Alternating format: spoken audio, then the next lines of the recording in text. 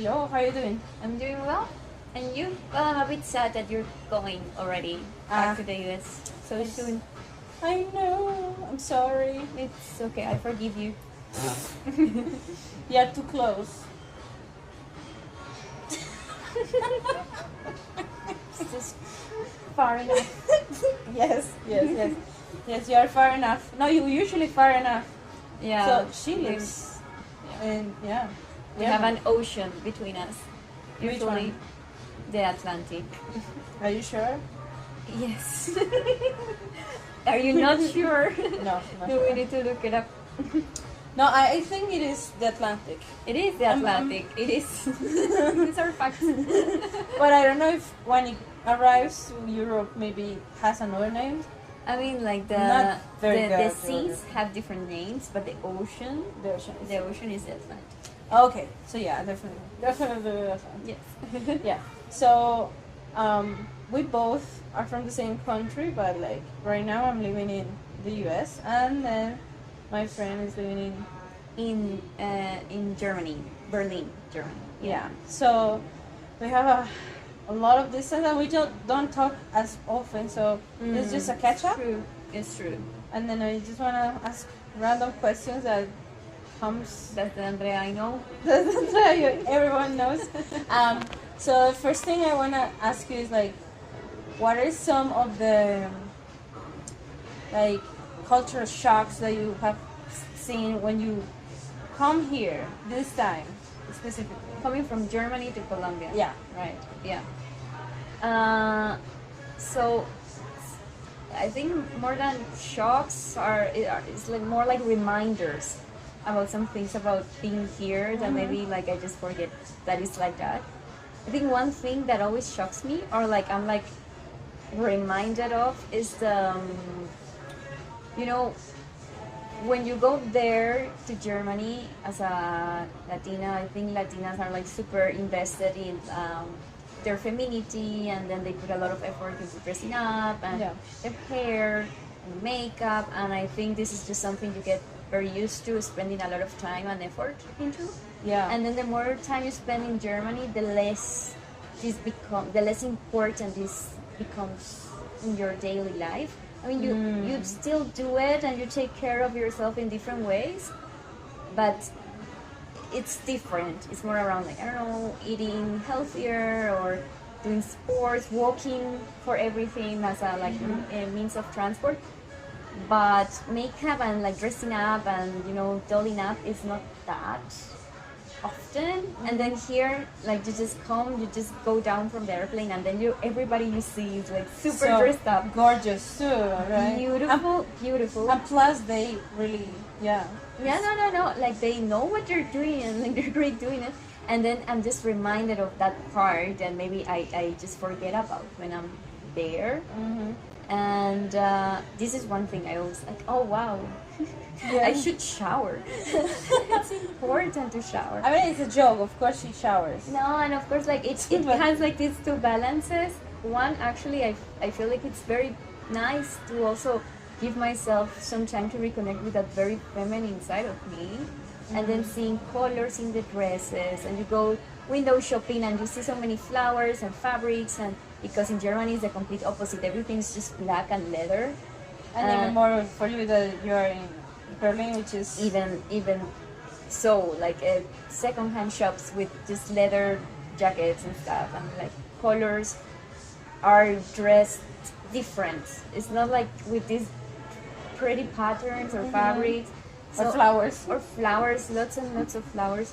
So it's super refreshing to give myself time to and energy to go back to that feminine side of me and like enjoy it and like, wow, yes, this actually makes me feel very good about myself. And then of course there's always a counterbalance, a counterpart where I feel like, wow, but there's so much pressure as well into looking good here. Oh yeah. And then it's also like, again, be reminded of that like imposition that sometimes you get as a woman to put too much value or too much effort into it. So it's a balance, but in terms of like cultural differences, this is definitely one I always notice when I come here.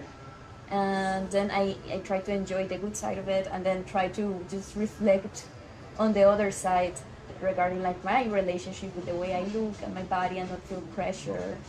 Yeah, that's a struggle for me too. I mean, actually for me it's a struggle. Maybe for you it's just you take the best of both worlds, but it is a struggle. Yeah. I mean, I am saying it like very diplomatically, but it can be a struggle. Yeah, for me, like, females are so cute here. Yeah, it's like insane. I mean, in the United States there is so much diversity, but here it's just the standard is so, to be honest, a little bit unreachable. Like, because it's also like created that way. Like, it's very often that you just go into surgery or cosmetic procedures and stuff. Like, it's also a bit. That's why it's still sometimes a bit unreachable, because it's literally unreachable. Yeah, but then it's also a struggle for me, because it puts you on a comparison standpoint. You know, you're comparing yourself with something else, and then it's never a healthy exercise. Never brings you any good. Yeah. So I feel the struggle as well. Yes. Yeah. Do you feel anything about the? It was very funny because we were crossing a street, and then my friend here was gonna go for the street, like she was gonna cross the street like nothing, because there was like a signal of crossing. The pedestrian, there was like the pedestrian path, and then for me it's always like a shortcut, because people always stop in Germany, and then I was like, no. And then here in Colombia they often don't, so you never know if you're gonna live or die. Never assume they will stop. Yeah, but it was like a reflex from my side. Yeah, that was funny. That's definitely another thing that I have to like tune in again when I'm here. Yeah, and it's very interesting because in Europe it's really respected, like at least in Germany, right? I mean, I wouldn't say entirely Europe, but definitely some countries in Europe. Berlin, I mean, Germany for sure. Berlin, it's always like the exception. When you talk about German cities, you have to always take Berlin as the exception of stuff in general. Like, rules are not as obeyed there or as followed, and people are a bit more like rebel and fighting the system. So it's never like the stereotype you have of Germans. But despite of that, the pedestrian paths are always respected. So that's one thing that is like national. That's something you must treasure. Yes, even in Berlin. Yeah. Like in United States, it depends. Like if you're in a tiny town, definitely. But if you're in the city, just don't take care. City like New York. New York, something. You have to take care. There is crazy people. Absolutely. Definitely that. Yes. Like assuming all social rules are respected somehow, like with the traffic and stuff. Another one, can you think of another thing that you notice? Well, you mentioned that already, like everyone walks there, but you walk a little bit, but you take a taxi, Uber, what do you do for transportation here? That's something that really strikes me, because I am always walking to get to places where I live. Everywhere. Mostly, because I think in Berlin you kind of make your world in your neighborhood. Like you build everything around your world. Or this is how I have done it, and I know people that do that. Like they stay in what they call their kits. That's what you call it, like your hood. Okay. And because they are so big, so you can like access everything there. Restaurants or sports studios or everything. Like in my case, I even have like my work, like my office, for walking distance. Wow. Like I just need 30 minutes just by foot. So I am always walking. Maybe sometimes I take the public transport if I want to move like to another neighborhood. And then this is just something that I'm so used to do. And it also becomes kind of like a mental regulation strategy. Like it really helps me regulate, and it's almost like meditative. So for me here, it's really hard that I cannot walk everywhere, because I mean pedestrian paths are not as like the city is not built around pedestrians. It's more built around cars. And even more in the United States. I mean, if you think that you cannot walk here, like in the neighborhood of my mom and my dad, they can walk. Yeah. We can walk everywhere, and you say we have like these little cooks. They never need to go to the center of the city to nothing, or to another. Maybe if they want to like a different store, they have different supplies in the different towns around the area. Yeah. But you actually could walk from my town to your town. It will take a long time. Yeah. But it's not built for that. Yeah, necessarily. it But was you not thought could. that way. Yeah. But in UNESCO, you couldn't. Yeah. Like, you kind of not. Yeah. Yeah. That Yeah, big avenues and stuff. The big avenue is not that big here. Yeah. Right? Do you have that? Like, Yeah, we have like in I think Highways, in Germany, yeah, they have highways, but I think it was like over almost a century already that there was like an active effort to do cities more pedestrian friendly. And then these highways are usually like on the side, like they are around the city, and then there are entrances to the city, and then you take the highway, but like you don't need to. It's more like when you wanna go to another city, like exit the city, but like inside the city, you don't have like this big highway system. I see. It's often like that. I think it doesn't really apply to Berlin. There's some areas that are more like highway heavy, but for the most part, it's all like thought around public transport and walking, and like to walk. Yeah, yeah. I do appreciate that. Once I'm not having it.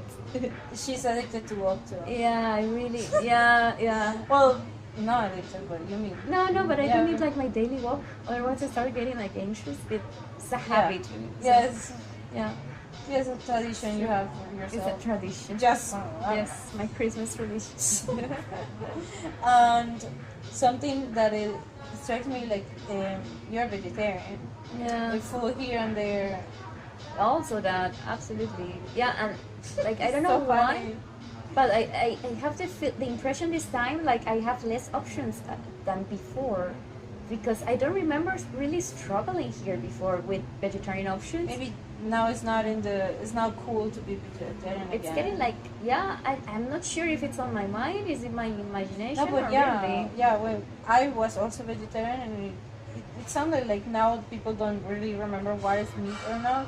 It was so funny. We were like in a hot dog place, and they were like, "Oh, but we have sausage," and she was like, "Oh, no, do you have egg?" You know, like sausage is of course meat. Yeah, I mean, this has always been here a bit like that with my family when I tell them that I'm vegetarian, and they're like freaked out or like shocked, and they're like, okay, but then what are we gonna cook for you? Okay, do you want chicken? I'm like, no. Okay, so fish. I mean, I do eat fish. Technically, it's also like not in the realm of being vegetarian. Yeah. Yeah, like culturally, yeah. But I had the feeling before restaurants would offer more options without meat, and then I'm having more problems Now you feel the same. nowadays. Not sure, yeah. Maybe we are going to different places. I guess in the Maybe. university they are really vegetarian friendly. I remember at least Yeah, in yeah. university. I don't think I ever really struggled being a vegetarian here, and I was vegetarian here for a long time, for 10 years. But yeah, maybe it's just like getting less profitable as an offer. I don't know.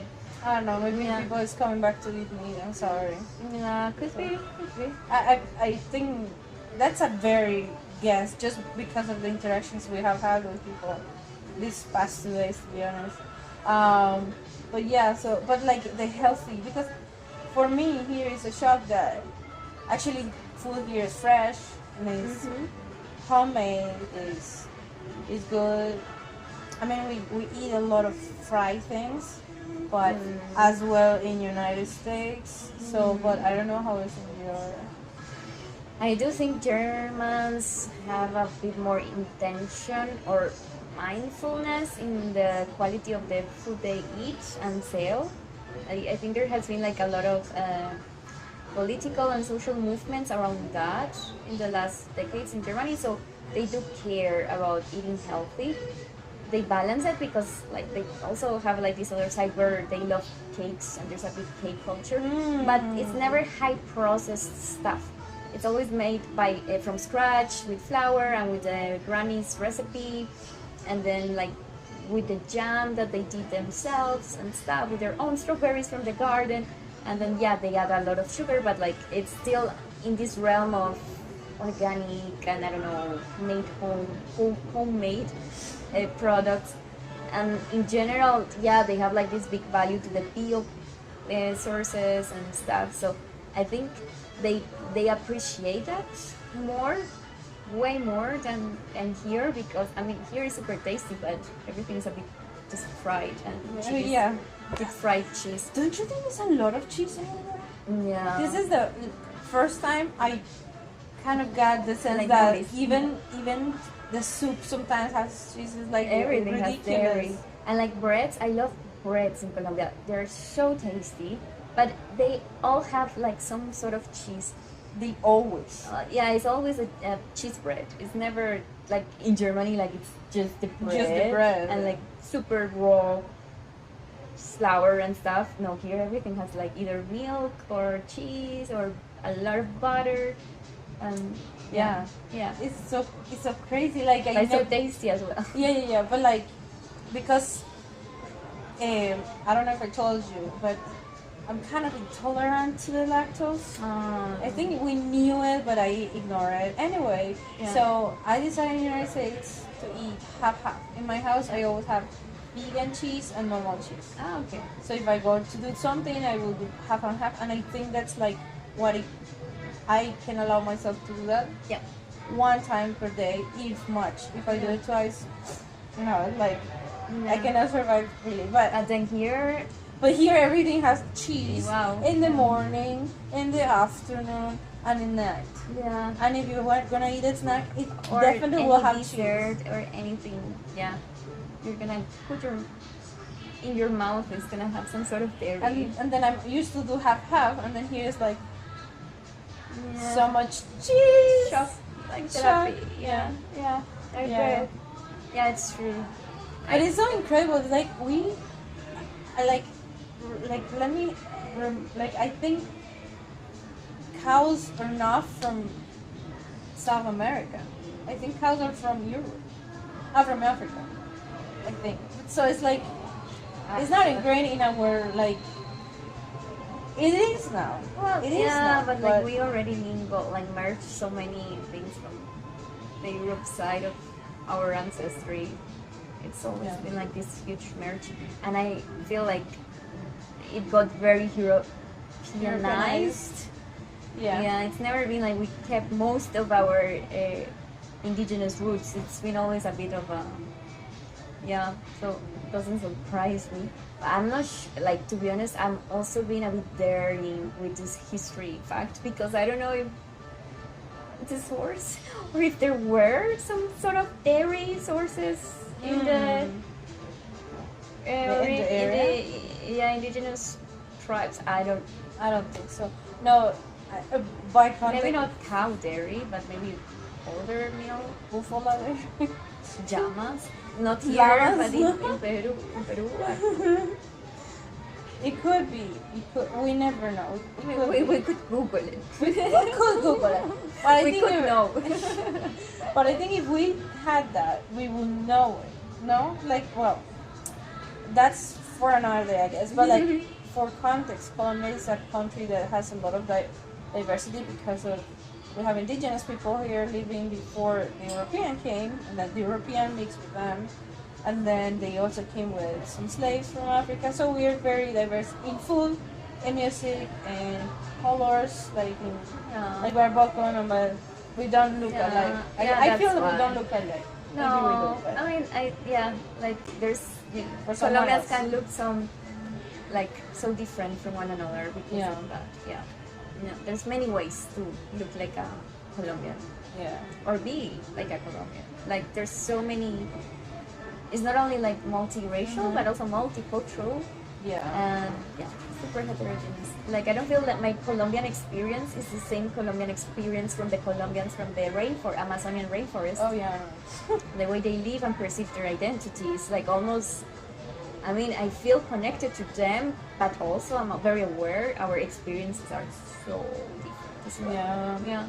Now and also we live in this like very globalized world where actually, I feel more connected to someone in Canada. That's someone in my own country, but in the Amazon River, as I said. So that's crazy too. Yeah. That we can connect with people from so different cultures, and races, Yeah. and in our own country. Yeah. It's like, I mean, I always say, yeah, it's because the territory in Colombia is so huge and with so many different sources, and it was so diverse as it was already. But I'm also thinking the US is humongous. It's like 3 times bigger. It's like probably there's a lot of this same feeling as well in there, or I don't know. I do think maybe they do have this more consolidated national spirit somehow. Maybe. But Somehow. but yeah, would be interesting to know that. Like, how Yeah. is it? I feel like there is some yeah, like you said, some spirit, but each state probably has a different like point of view about it. Like for example, in some states is the freedom of opinion and the freedom of I do with my money what I want to do, and I don't want the government to choose what to do with the money. Yeah. Like for example, Texas, but also like the freedom in California. Like I want to be able to consume or not, and be able to I don't know, like live whoever I am in my different ways, like different sexuality or eating different, like they're very, it's different, like each state has a different way of seeing freedom, but I think a team in American society definitely is that freedom, like how they express the freedom is different. Well, also each family is different and stuff, but yeah, and the fact that they are from so many places, like it's so diverse, it just adds another layer of complexity, but it's also more like it's very interesting, to be honest. Yeah, Like of course. It's always diversity is always very interesting. yeah, what do you feel like you miss the most when you go back to Germany? I know like was like 2 years ago that you came and you came back, so maybe the feeling is not too recent. There's a lot that I miss as well. Like no, first I mean the weather for sure. Like and I always travel around this time of the year. So when I go back, it's February, which is still winter, and Christmas has passed. So there's no Christmas markets and there's no like festivities or like holidays spirit. So it's just gray and cold and dark. Awesome. So yeah, it's No, there's people who love that weather, but yeah, not really. I feel like Berlin has like this other layer of.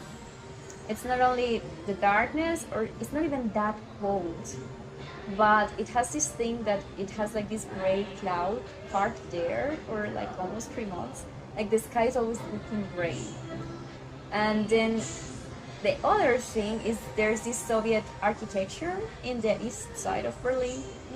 And there's there's very few like trees or like green like things, either plants or bushes or leaves or whatever. So you just see these big blocks of concrete with this gray or this washed out yellow, and no flowers and no nothing, and then just like the streets and the cars.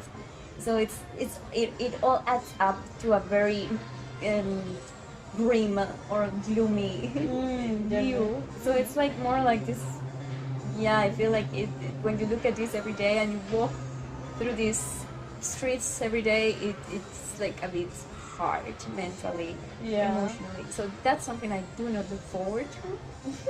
Yeah, and also I feel like the warmth of the people as well from here, like we really miss that as well. And just sometimes just I feel like when you maybe for you it's less so, because I feel like the US in general has less, it's a bit closer to the Latino culture in a way. You have more touching points than differences just from as an outsider perspective. I bet there's a lot of differences as well. It makes it interesting, but I feel like with Germans, even more as a Latina, just even more. So you're all the time like adjusting, compromising, or like understanding or translating and this constant adjusting or molding yourself is like super tiring as well. I mean, it's not Yeah. here, everything just comes organically and you don't have to translate anything, and it's just like it's how it's in your DNA and imprinted in your subconscious because this is where you grew up. So that's sometimes it takes a while to get used to that again, and I miss that. And of course, I just like the people, having my family around, like just the people. Yes. Stick people, I think, yeah. Yeah, that's a lot. Yeah, you think you're right. That's like the feeling I have too from these 6 years living in United States. Like, not everywhere, but they are way more open to foreigners in general, and also yes, they already have a lot of influence from us, like from Latino culture. They listen a lot of reggaeton. For example, I don't like it, but they do, and then they also listen to salsa. I mean, it's in Spanish. I mean, so many things they take from us. The cuisine they love, Latino cuisine. So it's like. I can see how they also appreciate like our warmth too. Sometimes, yeah, I don't know until which extent each person, but like I think we feel closer. Like, and I also just the the way language. to talk. I feel like kindness and politeness and niceness Yeah, is also very appreciated in American culture, yeah, as in the Latino culture, which they are not necessarily a given in the German culture. It's just a very different way of communicating and interacting. yeah. So I think that's just the first touching point, the way you interact with one another, the way you just make contact with one another. And then with the German culture, it's always the first barrier, just the first, how do I approach you, is already super different. Yeah. So that's always, I mean, it's very interesting as well, but it's not easy, or Yes, it's not organic as a Latino. It doesn't come like super organically. I don't feel, it's very funny because I don't feel that organic as a Latino actually. Even though I just have been there 6 years, I feel, I'm sorry, controversial maybe, but I feel very American. Because this is what America is like. Some immigrant that like went there, worked, loves the land, loves the people, and just stays. And I feel like for now this is my mindset, so I feel like actually very American, even though I'm not American, I'm not citizen yet. So it's like, not technically, but I feel culturally I am. Like I miss driving, which is ridiculous, but I do. How do you feel? And you have been there like 8 years, 10? No, I think it's like technically 6, but there was this year. No, or technically 8, but it was actually 7 because I had like this gap year where I came back. Oh, it's true. For a whole year. So I think in like being very specific, 7 years, like in total. Yeah. Do you feel like you're German? No. Do you feel like there is a part of like you're like a little bit? I mean, it's funny because I always say I don't feel German, and then German people say, okay, that's the first step to be German, because Germans don't like Germans. It's so hilarious. Yeah, I mean, as you were saying, like I also don't feel I check all the boxes for like this stereotypical Latino person, and I'm not. Like if you're having a very stereotypical picture in your mind, I am also not super like that. I think I realized how much I had from my roots when I put them in contrast with such a different culture. That I realized I am way more Colombian than maybe I thought when I was here. And it has been a process of building that identity construction.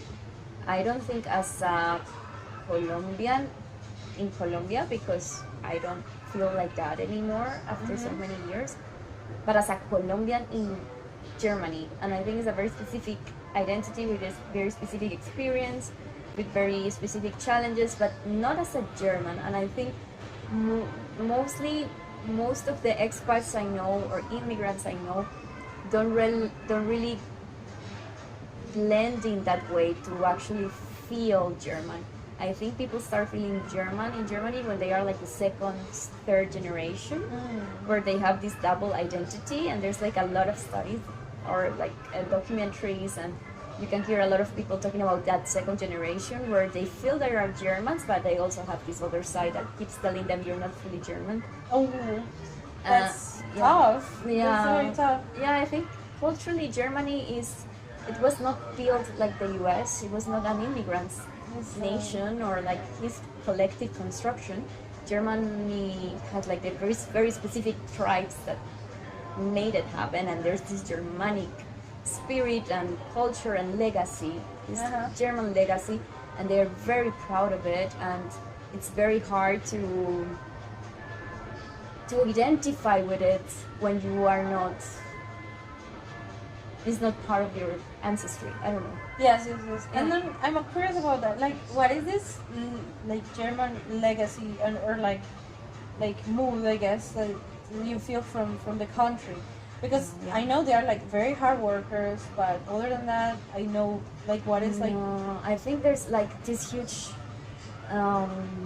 legacy. Yeah, I think it's a legacy to the world, because every time you know about a topic, engineering or history or philosophy or psychology or poetry or writers or literature, and the list goes on and goes on. Music, yeah. So many of them, so many leaders and pioneers and great contributors are from Germany, and they were building this collective knowledge. I mean, it's not like they feel super, like they are not so outspokenly super proud of it, because now that has this maybe right-wing connotation. But I do think it's a bit on their spirit, or like in their paradigm and worldview. Everything that they have built as a nation, and it's just so much scientifically and in the academia, and there's just so much that Germany has given to the world, and I think that's the spirit, this legacy, and this like collective construction they have of a nation. Yeah. So yeah, that's awesome. Yeah. It's very admirable. I really admire that. And then it's partially that why you decided to go there in the first place. Like, what was like? Because I remember, I mean, we're musicians, so for us, Germany is just like one of the roots of the music from, I don't know, the medieval. They were big on music, and then Baroque, it was like explosion with Bach. Yeah. I know German a little bit, I guess, by singing or looking at the fine print in their music. To be honest, that was like my first connection with German language. So what was it for you, I guess? And my reason to go to Germany was more a pragmatic one than like an idealistic one, because I have this big admiration for that, but I was never like over idealizing it in a way. I think for me it was more, if I remember correctly, because I mean memory betrays you after you already experienced so much and being there, then maybe I'm not remembering correctly, but how I now perceive it, it was a very practical and pragmatic decision, because I wanted to do a master's, and I wanted to go from Colombia, and then I had like the option of the US or Germany, and then just looking at the study costs and living costs and migration process, and then afterwards how easy it is for you to stay there. So in general, just Germany made more sense as an option. The biggest challenge was German, but in the moment I thought that's not a big deal, I can do it. You can do it, but it's harder than you think.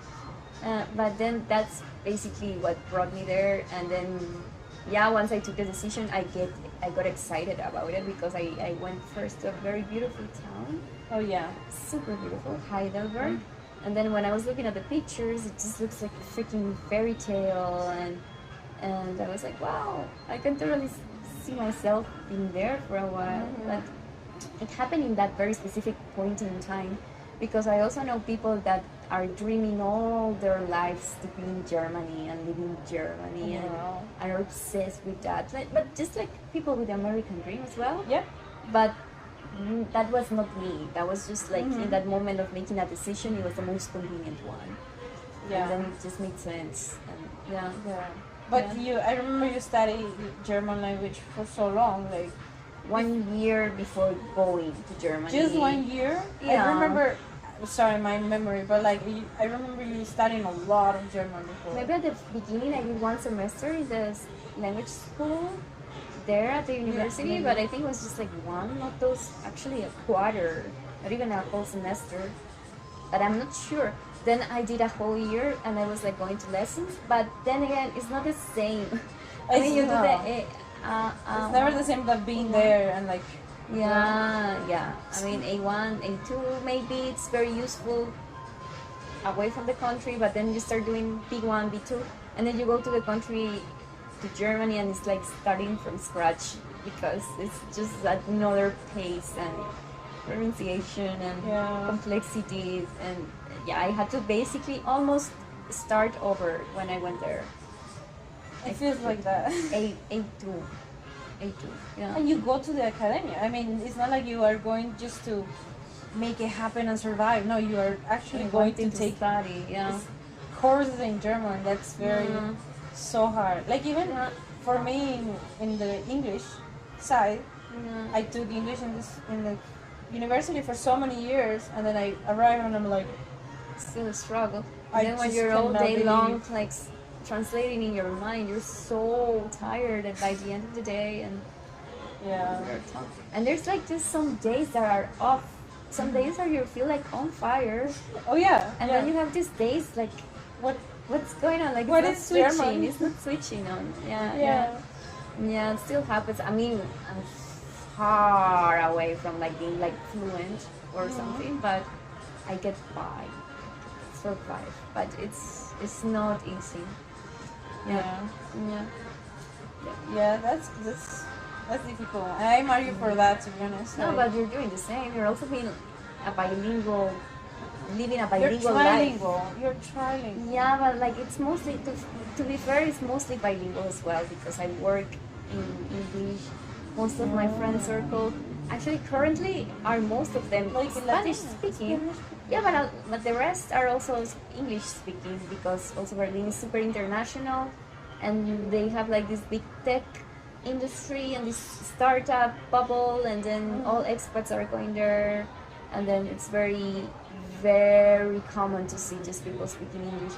They even have like some cafes and areas where some people in restaurants cannot talk to you in German, and cannot talk to you in German as a waiter, which is, to be honest, is already a bit too much for me. Like, That happened in Florida. yeah, it can be something similar.